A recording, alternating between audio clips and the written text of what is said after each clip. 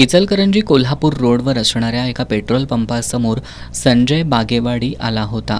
त्याचवेळी गजानन मानवे यानं संजयच्या पुढं आपली गाडी आडवी लावली आणि संजयला शिवीगाळ केली.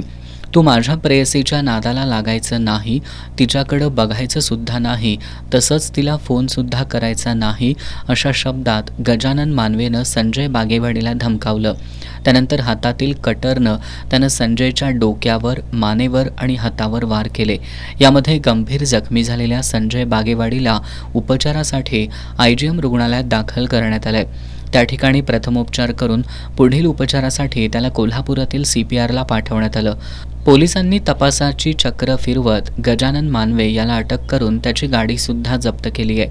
अधिक तपास सहाय्यक पोलीस निरीक्षक सतीश वायदंडे आणि पोलीस उपनिरीक्षक प्रवीण साने करतायत.